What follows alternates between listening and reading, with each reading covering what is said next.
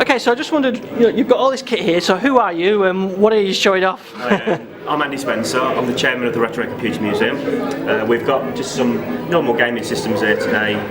We've got I think it's about 28 machines all fully playable. People can play whatever they want on them pretty much. We've got quite a few games here as well.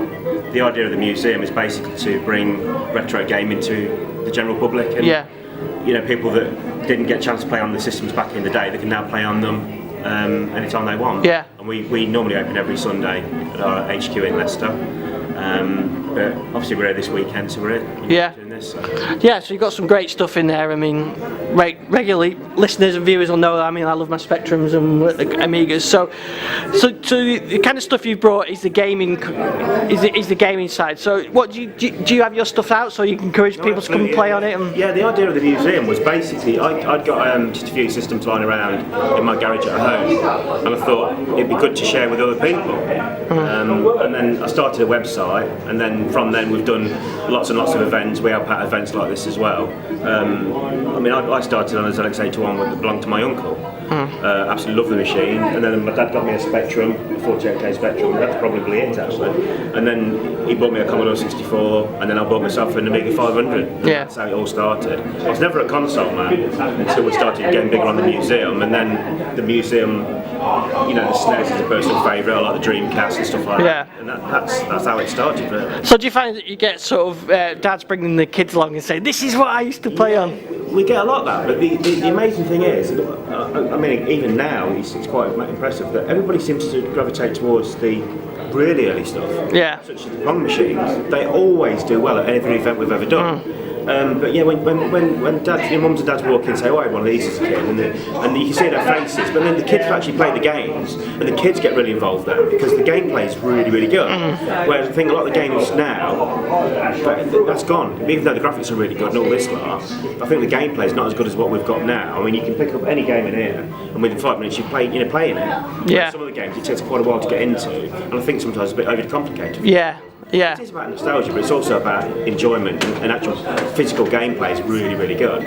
All of these games in it, all the systems we've got, there's at least 2 or 3 playable games on all the systems, and hopefully people enjoy.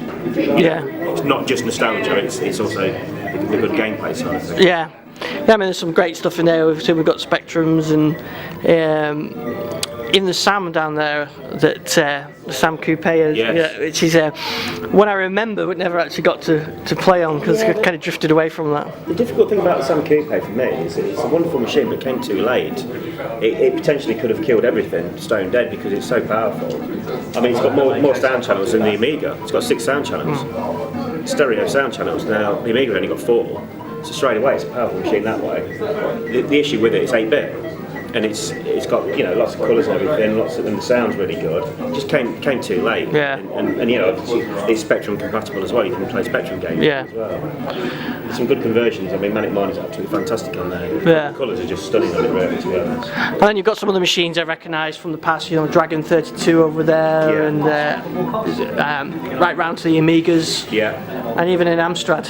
Amstrad CPC 6128. So what kind of? So you find that when you get open your museum days, you find that people just generally gravitate to the machine that they had when they were. No, not at all. That does happen for the first few minutes, and then they say, "Oh, I've never played on one of those." Like like even a Dragon or something like that. "Oh, I've never had a Dragon," or "Never had an Amstrad," and they'll tend to move around quite a bit. We do school visits as well, and the school visits are phenomenal because we start them on all the 8-bit, really early 8-bits, and they enjoy them. But then we'll take them onto a bit later, and then we'll take them onto the 32-bit machines, but they always go back to the 8-bits all the time. The Atari 2600 is definitely one that's always popular. We had a competition on there.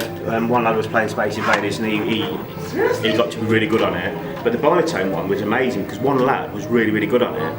And he beat all his friends, and then the teacher had a go and he beat his teacher. But then another lad went back on and had another go and beat him. But people don't tend to spend time on one machine particularly, so they'll move around a lot. It's good to see that, really. And it's good to see kids playing on some of the. It's brilliant.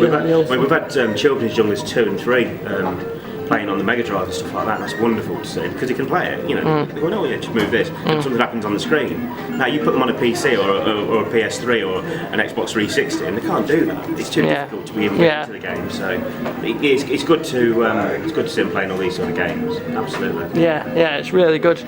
And so where can we go to get some more information about the museum? We've got a website. It's www.retrocomputermuseum.co.uk. We've also got obviously here today we've got flyers and things as well.